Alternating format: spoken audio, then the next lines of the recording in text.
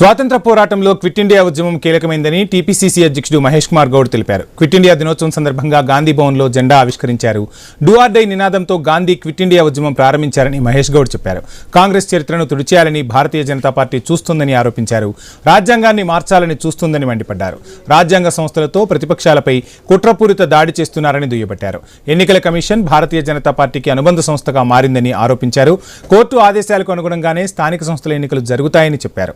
ముస్లిం రిజర్వేషన్ల అంశాన్ని ఎక్కడా పేర్కొనలేదని స్పష్టం చేశారు. అసెంబ్లీలో బిల్లు పెట్టినప్పుడు భారతీయ జనతా పార్టీ మద్దతు ఇచ్చిందన్న ఆయన ఇప్పుడు కావాలనే రాద్ధాంతం చేస్తున్నారని ఆరోపించారు.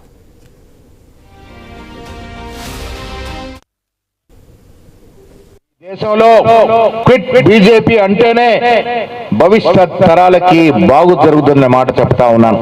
కాంగ్రెస్ చరిత్రని మరిపించే విధంగా ప్రయత్నాలు జరుగుతూ ఉన్నాయి. ఇవాళ అధికారంలో ఉన్నటువంటి బీజేపీ పార్టీ సమూలంగా రాజ్యాంగానే మార్చాలని, పరిపూర్ణంగా వారి రాజ్యాంగాన్ని నిర్మించుకోవాలని ఒక దురుద్దేశంతో హోం మంత్రి అమిత్ షా అంబేద్కర్ గురించి మాటలు చూస్తే అది అర్థమవుతా ఉంది. ఇలా ఎలక్షన్ కమిషన్ అంటే బీజేపీలో ఒక ఫ్రంటల్ ఆర్గనైజేషన్ గా మారిపోయిన సందర్భం. దేశ సౌభాగ్యం గురించి మాట్లాడితే దేశ ద్రోవులుగా ముద్ర వేస్తూ నానా ఇబ్బందులు గురి చేస్తా ఉన్నారు.